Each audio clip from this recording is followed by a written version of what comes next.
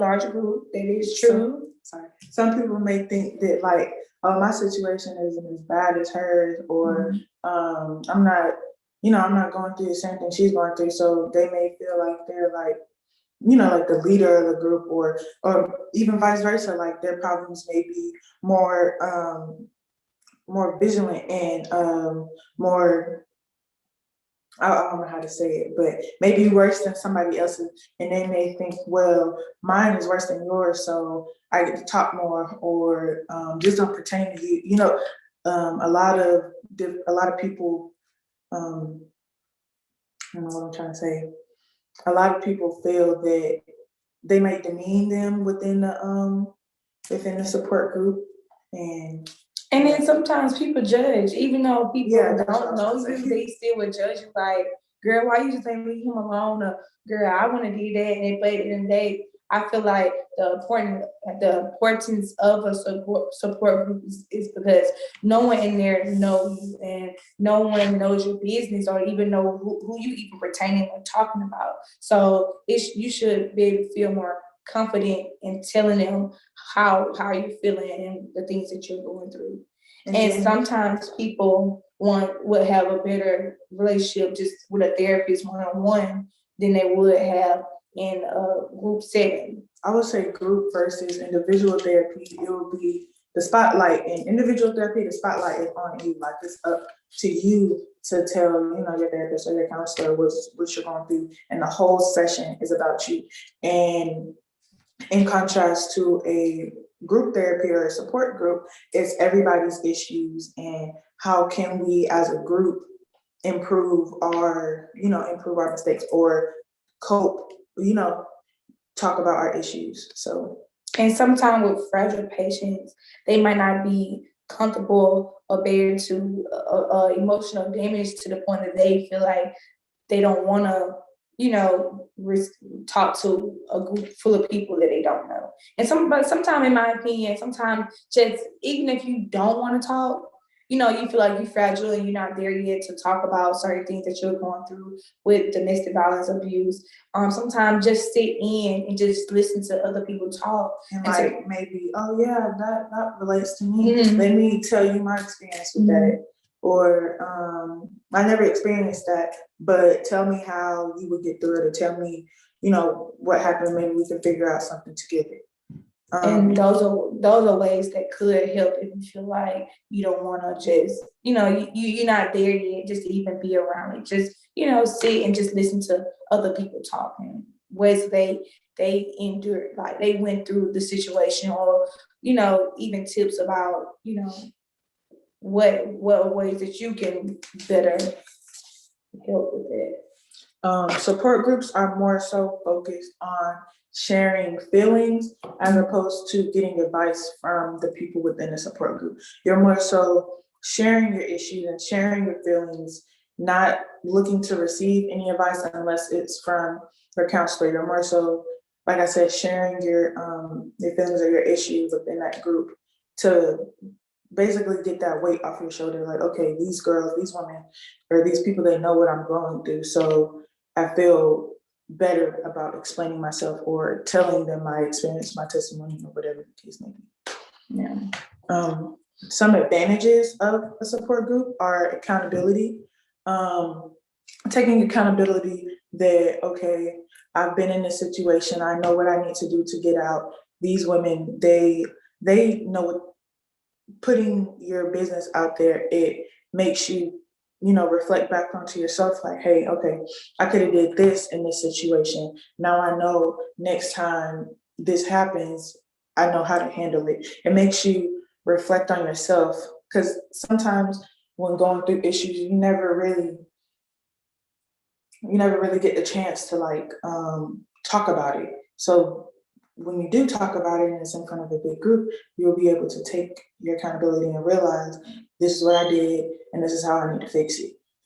It allows women or anyone a part of that group to know that they're not alone. Yeah, it has a sense of, it gives you a sense of relief, like, wow, all of these people are going through the same thing, if not worse things than I am. And think about this too, like when you have a conversation with your girlfriends, you telling them about certain things, but your girlfriends, they kind of know you. Mm-hmm. So like, they're quickly easy to judge you. Like, girl, you could have been. I've been started left him out. If I was you, I would have been left him at such and such time. Like, ma'am, this isn't about you. Yeah. I'm expressing to you how I feel, not looking for ridicule, and I'm not looking for you to demean me. I just want you to listen to me.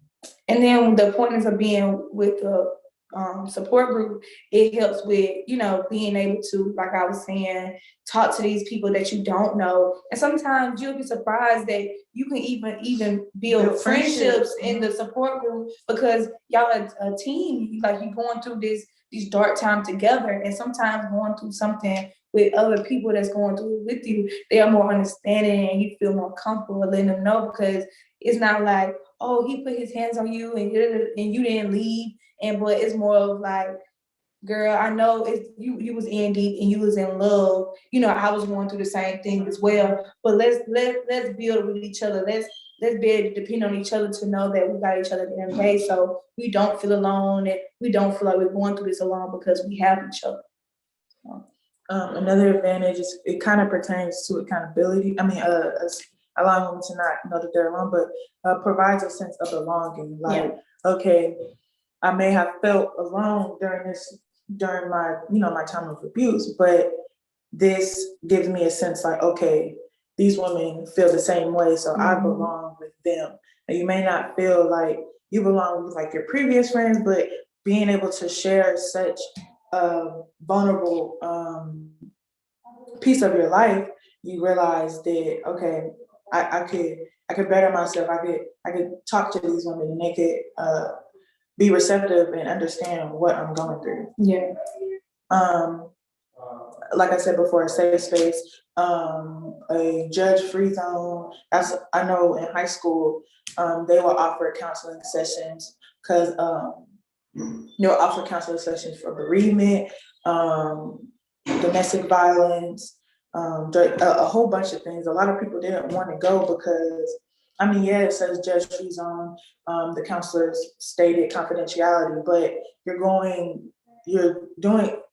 into these groups with your peers, like people you go to school with. It's bound that somebody is going to say, hey, I saw X, Y, and Z in this meeting, or she's going through this, or she's doing that. And it's just like, there's no feeling of privacy in that aspect. But safe spaces. Support groups also offer different perspectives from different members. So what you might have not thought about, somebody else did, and they may be able to give that to you. It allows the individual to see issues that they may have not seen before.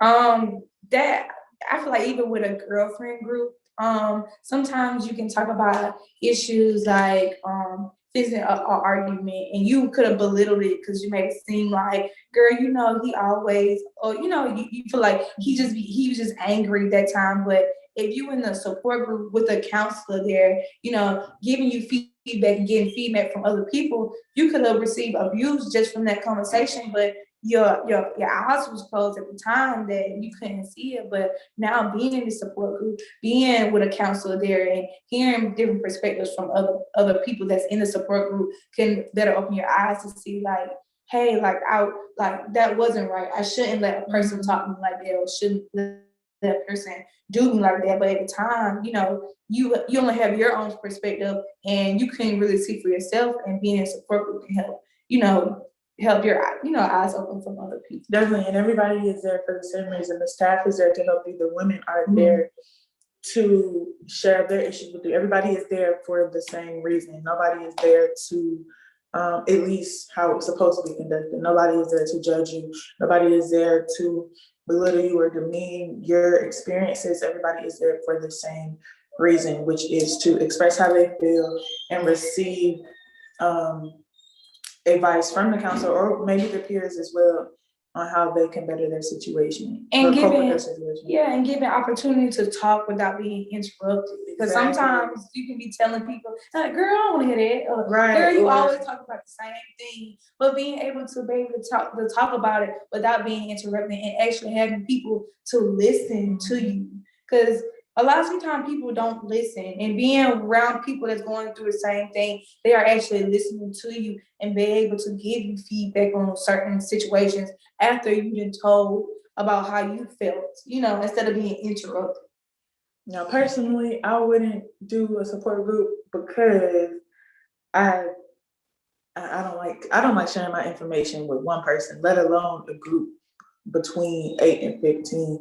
I'm very reserved, and I like to conserve my issues. So I would feel more comfortable with an individual as opposed to a big group, because I don't want everybody in my business. But do you think with being reserved and not having everybody in your business and keeping all this stuff inside, that's still not beneficial to the situation you're going through? Because at a time you could feel like you don't want somebody to know your business, but at the end of the day you're still alone, and True. it's still eating you, like you're crying alone. It can cause depression, because you feel like you're having to fight this thing alone. But like I was saying, being able to sit in on these support groups, not even just talking, just being there, it could eventually make you feel like you can speak or you can talk about your situation, because everybody else is talking about the things that they're going through, and they're just setting off triggers to the situation that you happen to go through. And instead of, just keeping it to yourself, you can get help from other people, and they can be able to tell you the different resources you can do or different ways that you can handle situation that you're going through. I see both sides, but because I'm a reserved person too. I'm private. Like, it's rare if I even cry in front of anybody. Like, but sometimes holding that in and not being able to talk about it can hurt as well, because it still makes you feel alone. So I feel like if I was going through a situation and it was tough for me to even talk to my friends about it, I would rather talk to people that don't know me, because I don't have to worry about people that's close to you in your business than somebody that don't even know your name. So. And then what are the ways that support groups are effective? Participating in a group provides you with opportunities to be with people who are likely to have a common purpose and likely to understand one another. So it can be effective by just basically being in agreement with other people that's going through the same situation and coming up with ways and goals to help better your situation or help to bring you out of the darkness. Because not only that, like we said before, build friendships with these people. Like, you can have set days. Okay, so say your meeting days are Mondays, then you guys have self-care Tuesdays where you guys all get together, where be somewhere in person. Just have those self-care days or those reflection days to be like, okay, yes, I've been through this, but now I'm getting through it. And it's like you said before, it's good to have somebody to take the load with you or to understand, what you're going through. Yeah.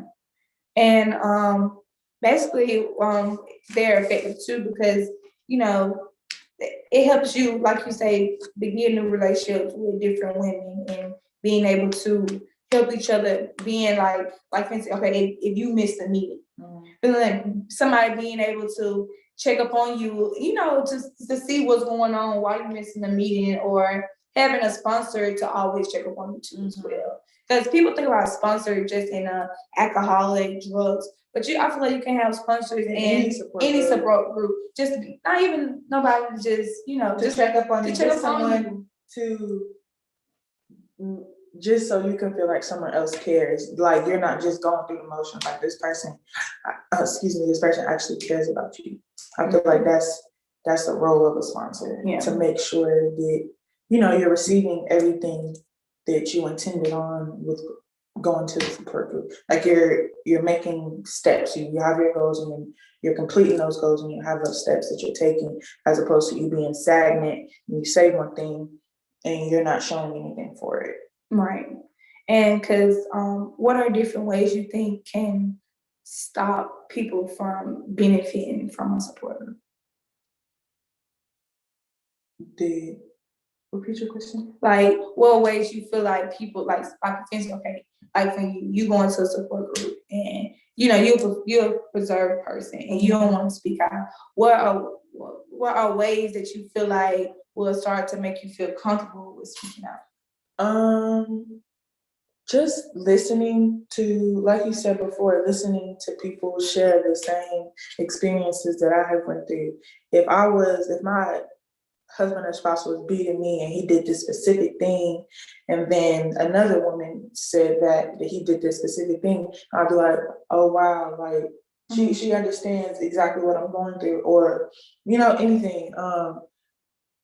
Being known, like I know that okay, this person is going through the same thing, so maybe I could, if she doesn't say, or if I have some source of knowledge that I could give that to her, or if she has something, so just being aware of the fact that okay, someone else is going through the same exact thing that I am, and it's so we do have a video for you all. This is not associated with Women of Refined Gold, but it gives a sense of what support groups are and how they can be effective. And some women share their testimony as far as what happened, but they also share how being a part of this specific support group helped them.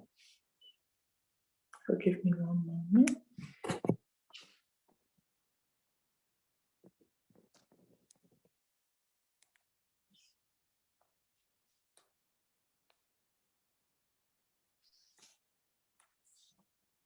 It's about a 5-minute video.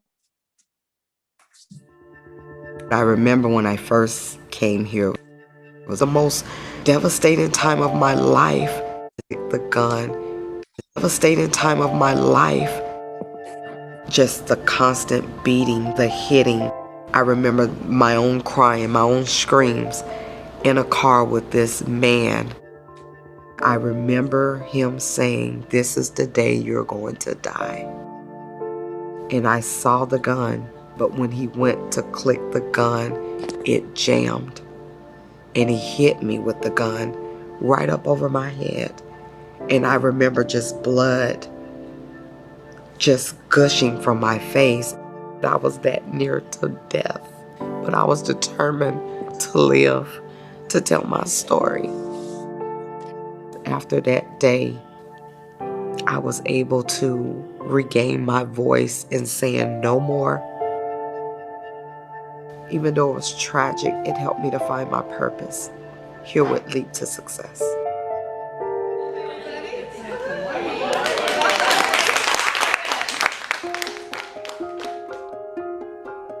For women who've experienced traumatic situations, the conventional approaches are to see a therapist, to ask for help to deal with emotional and psychological issues.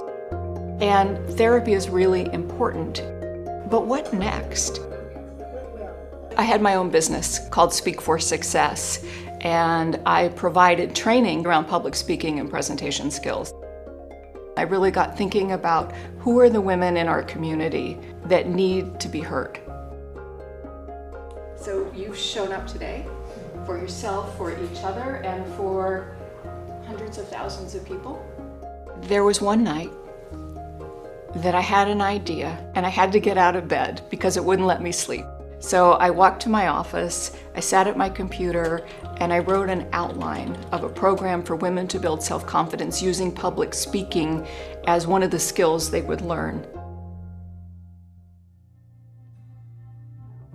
There was verbal abuse, there was sexual abuse, and I thought that that's what I deserved. This person is telling you, you are not able to function on your own 2 feet without me.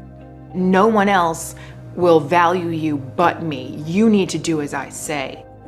And I just fell right into line. I was so beyond depressed. I did 3 times try to remove myself from this planet. You hear all these cliches, when this happened to you, get over it. And no one teaches you how.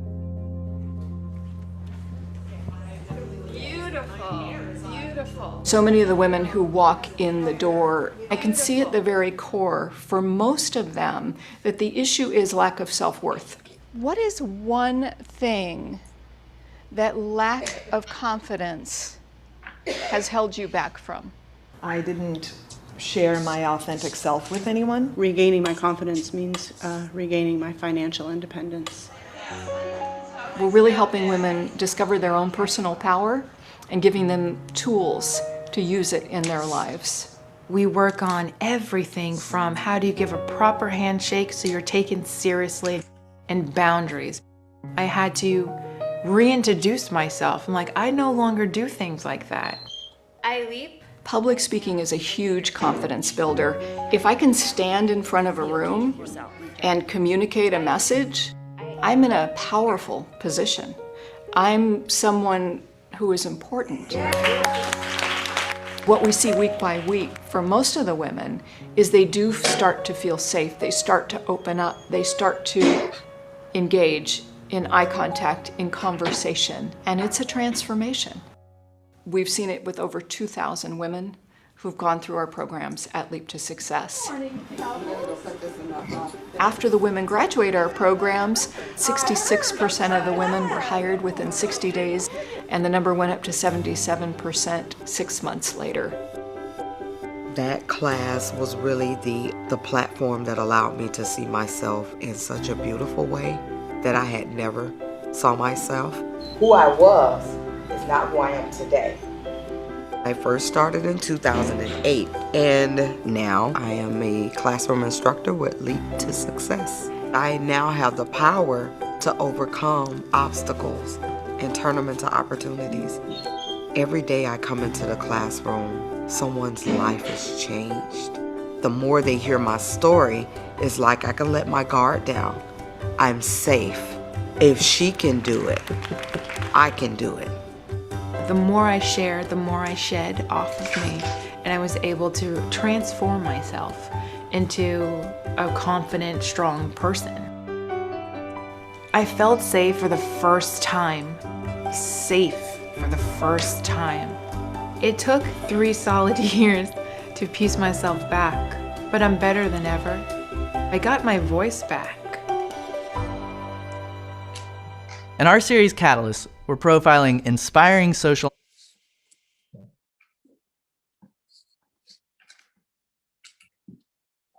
Okay, so yes, that video showed basically the effects of a support group. One of the women said, if she can do it, I can do it. I feel like that's a very strong component. You see someone have the strength to overcome their obstacles, and you feel like you can do it too. And also, I got like it was saying like they got their voice back, because sometimes you can go through abuse mentally, physically, emotional, and it just feel like you're not being heard, and you just feel so alone. But being able to be in these support groups, being able to, like you were saying, if she can do it, I can do it. Being able to speak, speak for you, gives you that confidence back, making it seem like you're being heard for the first time. Because being in a domestic violence relationship and being able to going through this abuse is like you lose yourself. You forget about who you were, and being able to going through the motion. Yeah, you've been able to get your voice back and be able to speak for yourself. And also, I had feedback from the video is sometimes just meeting with a therapist is not enough, because what about the after effects? What about me being out of this home from this domestic relationship? What about finding a job or being able to be back into the community again? Because sometimes when you've been so secluded from, reality for so long, it's like you forget how to function as an independent. Yeah. And I feel like that's a lot of, I've never been in a domestic violence situation, but I feel like that's a lot of women's main issue is functionality after leaving the relationship, because you are dependent upon your abuser.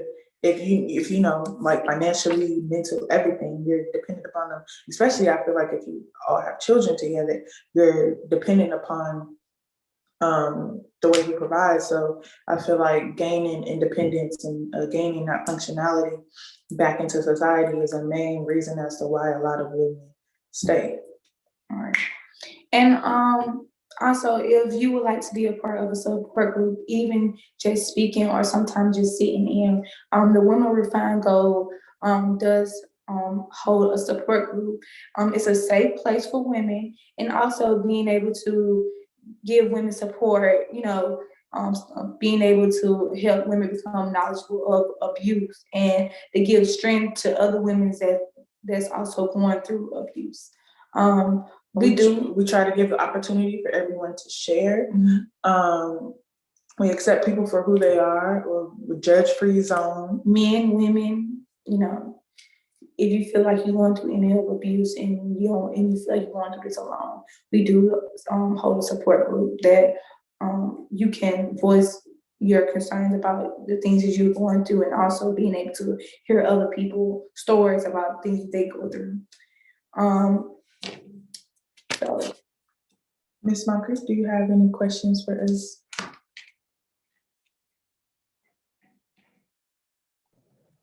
I just wanted to say, when it comes to the support groups, we only do women. We don't do men for our support groups. It's only for women and for teen girls up to college age girls that we do our support groups for. And like they've shared today, although sometimes support groups can be scary when you're starting out, but it can also be a lifesaver. Just being able to meet new friends, and that video was really the part of the heart of Women of Refined Gold is breaking the silence where women are able to regain their voices. And so as part of being in a support group, it definitely will help you to regain your voice, regain your self-esteem, and also realizing that you're in a safe space, that you're not alone, just like you all have said. So if you are in an abusive situation, or if you have gone through it in the past, but you've never found a support group, I do encourage, just reaching out to organizations, Women Refine Gold being one, and we would like to provide those services. Right now, we will provide support groups virtual online because of the pandemic, and some people don't really feel safe just being in a group. So we don't want to eliminate it. So we are offering it virtually, where it is private, it's not open to the public, only to those that signed up for the group. So Dage and Tamira, thank you for sharing that information with our viewers today. I hope that you all have gotten some out of it. And if you have any questions about anything, please don't hesitate to reach out to us. And again, our mission here at Women of Refined Gold is to educate, empower, and end repeated cycles of unhealthy relationships. If you have any questions or would like to sign up to be a part of a support group, you can visit our website, womenofrefinedgold.org, or you can give us a call at 334-877-7013. We thank you all for listening in and taking the time to just listen to us speak about our topic for today. And thank you.